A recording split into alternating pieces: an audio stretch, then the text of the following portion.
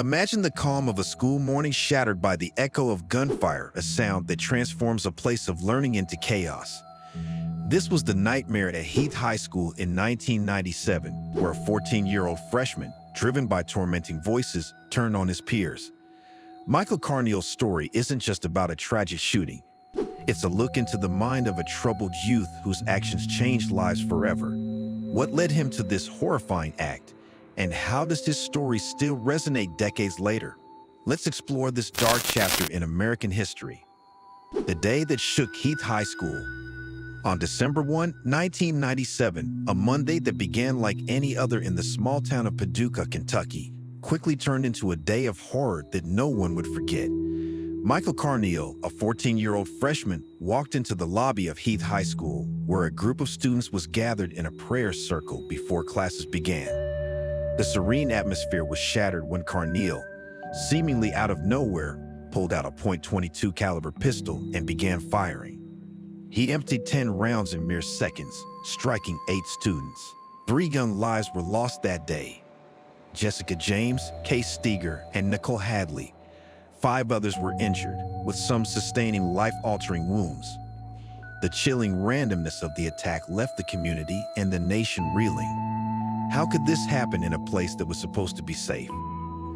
The question lingered as the story of Michael Carneal began to unfold. The voices that haunted Carneal. In the years following the shooting, Michael Carneal's psychological state became a focal point of discussion and debate. During his 2022 parole hearing, Carneal disclosed that he still hears the voices that had once driven him to commit the unthinkable. These auditory hallucinations were not fleeting. They had been a constant presence in his life, urging him to act out in violence. Despite years of therapy and medication, Carneal admitted that the voices had not completely disappeared, though he had learned techniques to manage them. This revelation sheds light on the severe mental health issues that plagued Carneal both before and after the shooting. It raises critical questions about the intersection of mental illness and violence, particularly in adolescence. Was Michael Carneal a cold-blooded killer or a deeply troubled young man failed by the system? The aftermath. A community in mourning. The aftermath of the Heath High School shooting was marked by a deep sense of loss and confusion. The small community of Paducah was thrust into the national spotlight as they grappled with the tragic events. Vigils were held, memorials were erected, and the victims were remembered not just as casualties, but as beloved members of the community. Missy Jenkins Smith, who was paralyzed from the chest down by one of Carneal's bullets, became a symbol of resilience. Despite her life-changing injury, she refused to be defined by it. Over the years, Missy has become an advocate for gun control and mental health awareness, using her story to educate others on the long-lasting impacts of violence. The community's efforts to heal were ongoing, as they sought to make sense of the senseless act and prevent future tragedies. The parole hearing, a chance for redemption. In September 2022, Michael Carneal, now 39 years old, appeared before the Kentucky Parole Board, seeking a chance at freedom after spending 25 years behind bars. The hearing was fraught with tension as survivors and victims' families testified, some advocating for his continued imprisonment, while others, like Holland Holm, one of the wounded survivors, expressed a cautious openness to parole if mental health experts deemed it appropriate. Carneal, in his testimony, expressed deep remorse and outlined a plan for his life outside of prison, including living with his parents and continuing his treatment.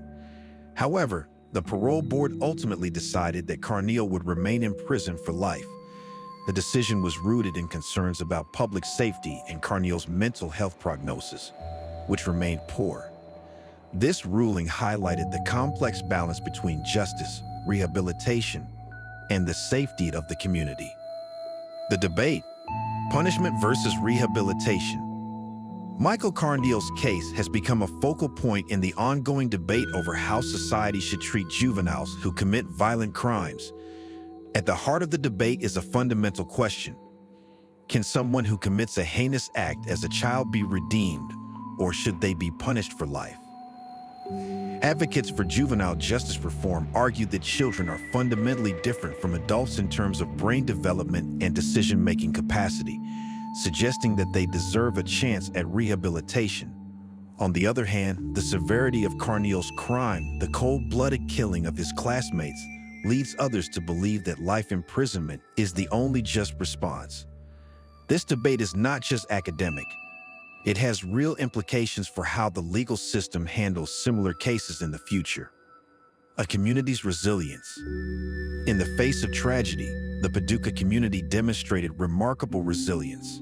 The shooting at Heath High School was a traumatic event that could have shattered the community, but instead, it became a catalyst for unity and healing.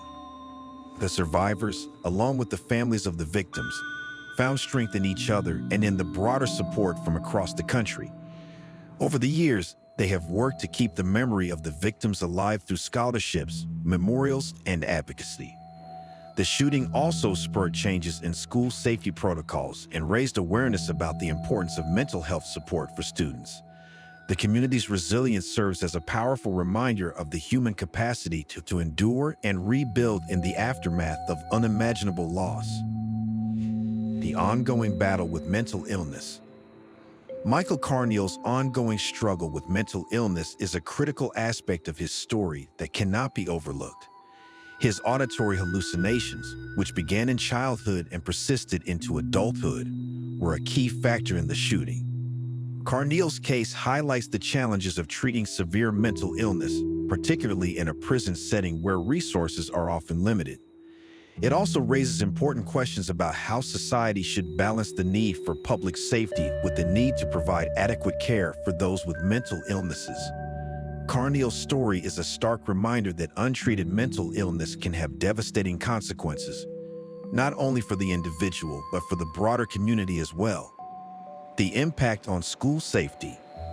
The Heath High School shooting was one of the first in a series of school shootings that would come to define a new era of violence in American schools. In the wake of the shooting, schools across the country began to reevaluate their safety protocols. Metal detectors, security cameras, and school resource officers became more common, and lockdown drills were implemented as a routine part of school life. While these measures have undoubtedly improved school safety, they also serve as a reminder of the persistent threat of school violence. The question remains, are these measures enough? The legacy of the Heath High School shooting continues to influence discussions on how to best protect students while addressing the root causes of violence. The victims, remembering their lives. The three students who lost their lives in the Heath High School shooting, Jessica James, Case Steger, and Nicole Hadley, are remembered not just for the way they died, but for the lives they lived. Each of these young women had bright futures ahead of them, filled with dreams and aspirations that were cruelly cut short. Jessica was known for her kindness and dedication to her studies. Case was an athlete with a passion for volleyball. And Nicole was a top student with ambitions of attending the University of North Carolina. Their families have worked tirelessly to keep their memories alive, establishing scholarships in their names and advocating for changes to prevent future tragedies. The legacy of Heath High School. The legacy of the Heath High School shooting is one of sorrow, but also of hope and resilience. In the years since the tragedy, the school has become a symbol of the need for change in how we address school safety, mental health, and juvenile justice. The survivors' and victims' families have channeled their grief into advocacy, pushing for reforms that could help prevent similar tragedies in the future. The shooting also serves as a reminder of the importance of community support in the aftermath of such events. While the pain of that day will never fully fade, the legacy of Heath High School is one of a community that refused to be defined by tragedy, choosing instead to honor the victims by working towards a safer future for all students.